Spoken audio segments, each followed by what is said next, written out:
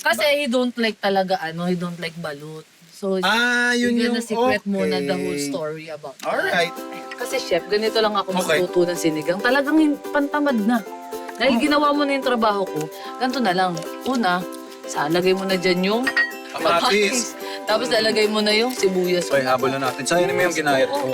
Tapos hindi naman ako nagluluya, pero dahil naghiwa ka, sasama na natin.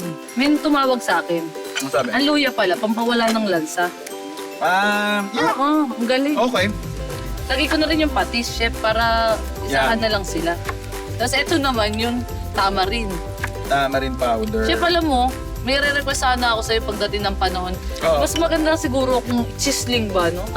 Pwede. Diba? Yung nakikita na natin yun yung sizzling na balut. Meron bang ganun? Meron na, may mga nagsiserve na nun Pero itong sinigang na balut, Kakaiba. sa lahat ng weirdong ginawa rin namin dito sa show na to, isa ito dun sa mga... Mag-work kaya yun? Parang gano'n. Yes, oo. Pag sa mga medyo may tamang kagaya ko din. Eto na, chef. Saltek, no? Yes. Ayan. Ito, ilagay ko na to, chef, ha? So parang binubuo lang natin ngayon yung Parang- pinaka-puso ng sinigang. Yes, Parang oo. gano'n. Okay. Gumuguhi talaga. Lagyan nga natin ito. Yun, oh. Yeah. Fairness, ang sarap ng timpla mo, ha? Gusto ko kasi medyo maanghang, eh. So, surprisein ko talaga si Kevin. Kasi Okay. nga, ayaw niya talaga ng balot. Baka kapag binigyan ko ng ibang twist, yung balot, Ma-appreciate niya. ma-appreciate niya. Kasi nung nag-vlog kami na balot lang talaga, dinuwal niya talaga, eh. Bilang lang tayong 10. 10 seconds and 9.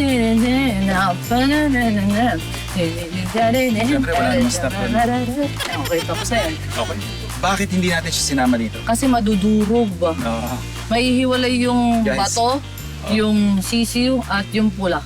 Ibig sabihin, na-try niya na talaga before. Siyempre. Hindi yan yung ngayon lang niya naisip. Yes, oo.